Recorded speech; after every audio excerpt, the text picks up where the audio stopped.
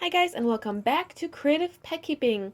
This is another episode of Fishy Fan Friday. I do these every Friday to give you an update on all of my fish and all my tanks so you can kind of see how things are progressing every week. And sometimes I do live shows, sometimes I answer some questions. I just wanted to let some of the newer subscribers know. Also, Banana decided to come over here. Hi Banana. She's my border collie mix that I adopted from Paws, Chicago. But anyways, so this is my 20-gallon long, not long, tall tank, which is a female Bettas sorority tank that is also a community tank with autosynclus catfish, which are right here. There's two of them, as well as Endler's live bearers. It's these big ones that are the females, and then the males are smaller and they're orange. They're still breeding, so some of the female bettas did eat some of the babies, but most of the rest seem to have survived, so I'm gonna have a lot of Endlers, it seems. So the females have adjusted pretty well to this tank, and this tank is going through its growing pains phase, I guess you could say. So what's happening in here is this tank is cycled because I did use filter media from a previously fully cycled tank, but I still haven't figured out a good ratio of water changes to light to all the plants that are growing. Just there isn't really a good balance in the little mini ecosystem that's happening in this closed system. So what's happening is I am having a bit of an algae issue still continuing. It's not too bad though. It's like a manageable. So I have algae growing on some of the plants, and it doesn't look pretty, but it's not too crazy. I have algae growing on all the four walls of the aquarium except the front, and I actually let them grow there for now because if they grow on the walls, they're less likely to grow on the plants, so that's one of the things that helps. The other thing is I do need to set up the CO2, which I keep saying I will, but I keep forgetting. I think I am going to do it for Monday's video, because if I tell you guys I'm going to do something, that's going to motivate me to actually do it. So yeah, Monday's video is going to be a tutorial on how to do a DIY CO2 bottle with, using sugar and yeast. It's very simple. It doesn't produce a lot of CO2, and it's not as stable and easily controlled like you would with an actual CO2 injection system and the canister, because you can set that on a timer and really control it. But if you're, a beginner and want, to add an extra small amount of CO2 so that your plants can do better and you can help eliminate some of the algae, then this will probably work out for you guys. I do like to troubleshoot and talk about some of the issues I have with my tanks with you guys, because I've noticed certain YouTubers with fish keeping are actually doing the same thing. They'll show you the pros and cons, and they'll show you as things go right and things go wrong. But sometimes with certain YouTube channels, tanks look very pristine and perfect, and it kind of makes it look like nothing goes wrong and everything is going right. So I think it might be a little frustrating for anybody that's a beginner in the aquarium hobby to see all these lovely, beautiful, perfect tanks with no algae, and they're clean, and the fish look magnificent, and the plants look amazing. And it does happen. There are people who are ridiculously knowledgeable and super skilled and just, have it figured out to a T. But I definitely am not an aquarium expert hobbyist, that's for sure. I am learning things every day, new things all the time. I've been in the aquarium hobby for like over, I think, 8 years now, and I'm still learning things. So I hope that it encourages you to problem solve. I hope that it encourages you to not give up if things go wrong in your tank. Sometimes you can restart and try again after you've learned a couple things. And yeah, that's kind of my little motivational pep talk. Now, let's go to the baby Bettas because I know that is the favorite thing for you guys to see, and I've got a lot of big updates. So we're in my little mini kitchen fish room that's really tiny. First thing, I mentioned this on the video yesterday. Yes, yesterday's video. Not yesterday's, Wednesday. There we go. I don't know what day it is anymore. On Wednesday's video, I told you guys that my aquarium light broke. This one, I still have it on here just because it's supporting this little temporary light. So that way I can have something still giving some sort of light to my plants for now. It's not a good solution, but it's temporary. So I'm going to need to get a new light. And then here is the baby Betta tank, and as you can see, there is a good amount of babies in here, but it's not as crowded as it used to be. And right now, I gave them some of their Repashy gel food, and they're eating. So what I did is I actually separated the babies, and what I did is I put the large babies in the grow-out tub already, and I'll show them to you in a sec. And all the little ones, or the medium-sized ones, I have left inside this tank so they can continue to grow and kind of catch up. This tank is about 2 degrees warmer than this tank, so it shouldn't have a huge effect, but this should help increase their metabolism just a tiny bit more than these guys to help them catch up.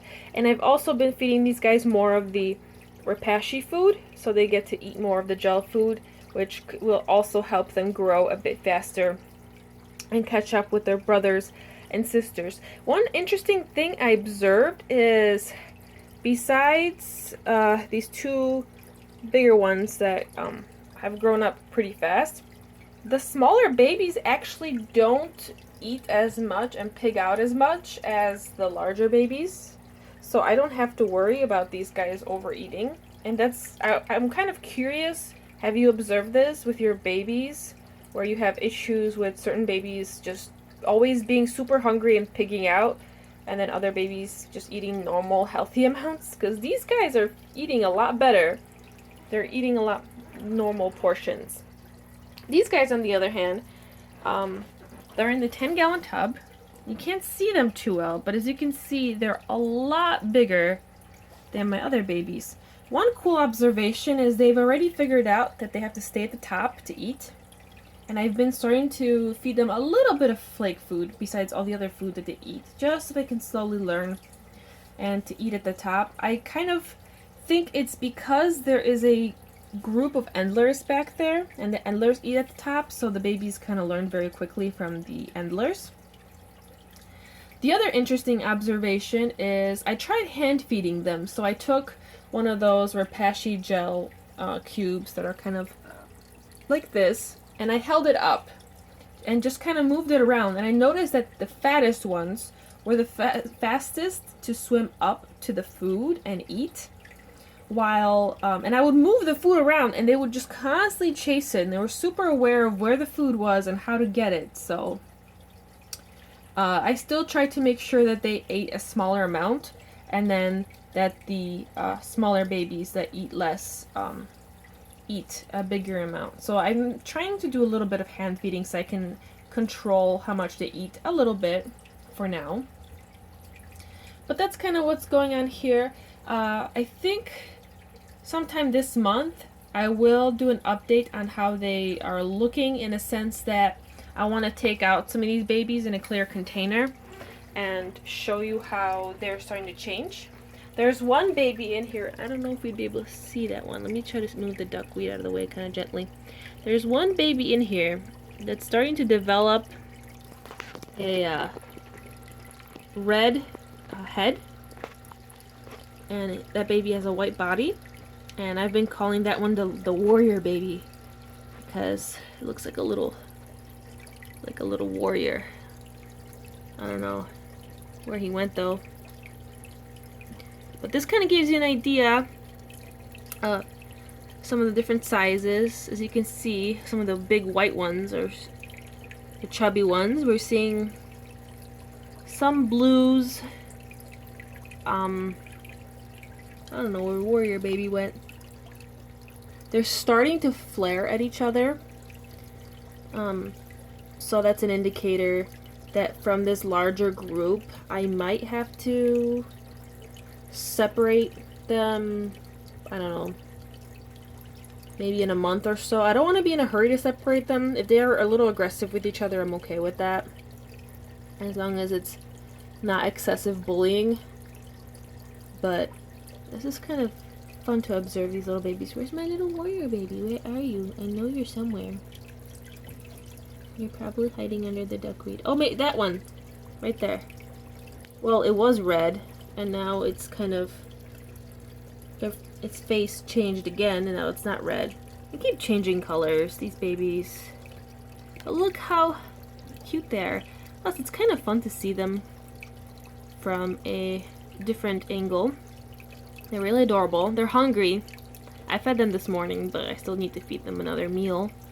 But look how adorable. That one has really black eyes, which I think is really interesting. And then I have some with clear eyes. Yeah, that one right there was the warrior baby. It was super red, but I guess this one's changing again. It doesn't help that this light is also kind of very bluish. I'm considering, if I can afford it, to get another aquarium light for here. At the moment, I kind of just hung it like here, up here. And it's a good temporary light for now because it's from my other tank. Better than nothing, but I would like to replace it probably with a normal white light. And then I'm selling these guys next weekend at the Greater Chicago Stickler Association, so there's going to be room. I'm actually considering when I do a water change here, I think I'm going to do a water change today. When I drain half of the water, I might move this tub to the bottom and then when I do a water change on this one and it becomes lighter when I can move it, I want to see if I can move it sideways, and I want to see if I could see the babies better.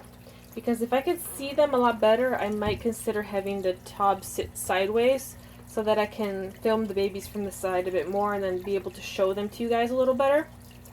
So I'm not really sure what I'm going to do yet. I'm also not sure if I'm going to need the second tub for these guys as they grow out. But it's something that I'm figuring out. Also, I need to feed these guys again. I fed them on Wednesday. And as you can see, this is what the tub looks like when they have kind of eaten everything. You don't see as many critters in here as in the previous video that I showed you guys. Because they're all still breeding. And there's a smaller amount in here, but so far, I think everyone is doing well. And I've definitely noticed a bit more Daphnia in here, so fingers crossed that this finally works out for me. So anyways, now that I gave you guys this update, let me take you back in the past of a few days ago, and I will show you how I transferred babies from here to here in a stressless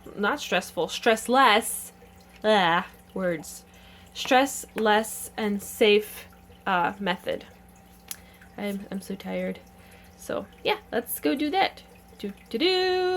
So today I am going to be moving some of the larger babies into the tub with the endless, or the grow out tub.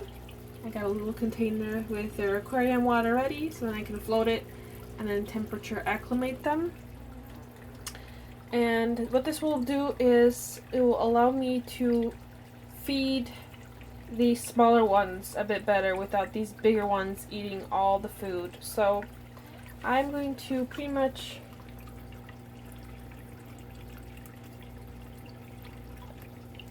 gently catch them like this,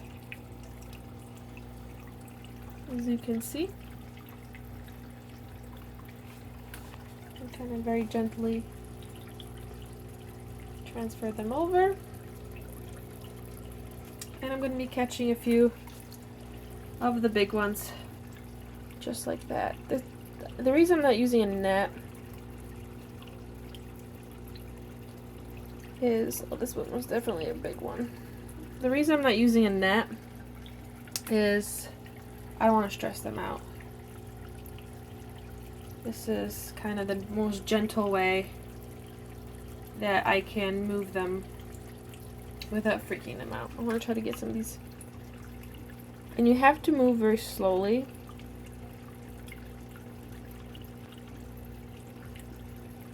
There's a white baby. If you move very slowly, you won't startle them much. So there's some of the babies. I'm going to put them down here so I can float them. Oh, let me...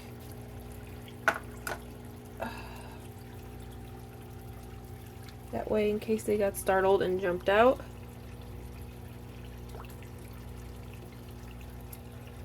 So this is how I'm going to temperature acclimate a few babies. I'm going to catch a few more off camera now and put them in here, just the biggest ones.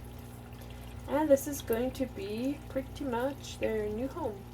Scoop, measuring scooper, it's 1/8 cup apparently. And what I kind of do is, let me show you, maybe you'll see, I actually can't really see it that way, right here. I just very slowly kind of trap the babies and have them swim into the container right here. See, they're in here. And then I gently move the baby right over here.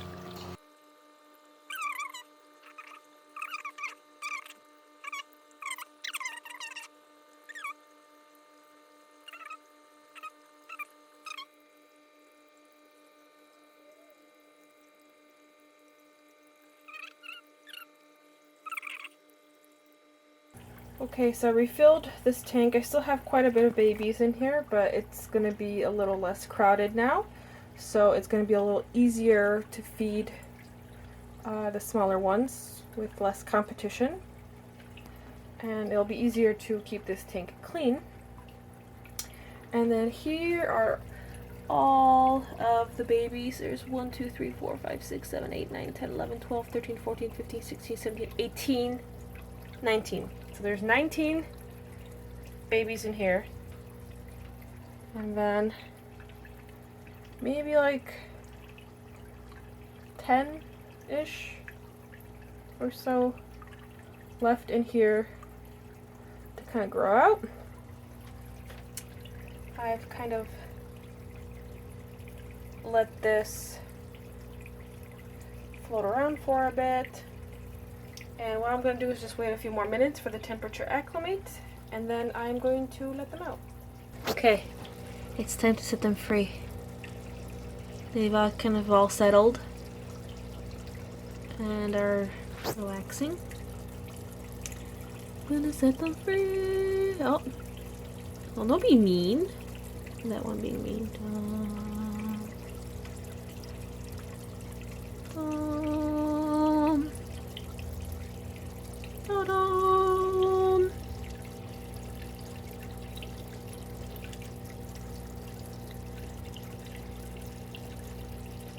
You guys can go. You're free to go. Oh, that one's brave. He's venturing out into the unknown. Come on, little babies. Be brave, little babies. Be brave. They're like, no! We do not want. Oh, I got a bunch of duckweed on here. And there we go. The first group of babies in their new grow out tub. Check them out. Unfortunately, you can't really see them as well as in an aquarium, but it's still transparent. You can still see them. The Endler is like, what is going on? Who are you? All the baby Bettas are a little... Oh, that one's friendly. That one's like, hello. That one's like, it's okay, I got this. I'm used to this already. I don't mind. Focus. But the other ones are a little... They're a little shocked. But they'll be okay. They'll adjust. But yeah. Stage 2 of growing out, and then these little babies. By the way, I have a new baby that's white. Do you see the little white one in the corner? Let me put this down. Right here. New white baby. So I'll be having more white babies, hopefully. And that one's turning white. So this is what happens when they turn white. They kind of get splotchy and they kind of change colors like that. And by the end of the day, that one will probably be white. That one might be changing white as well. Hopefully the water change will stimulate them to change a bit faster. And hopefully they'll be more those little ones will be more motivated to grow. Not that the really large ones are out in their new home, their larger territory. So thanks for watching my video. Hope that you enjoyed it. Before I go, I wanted to show you Demon Betta once more with all the 8 million plants. And then Mr. Bubbles. He's such a big boy now. It's crazy. I got these guys at the same time and they were the same size, and look how huge this guy got.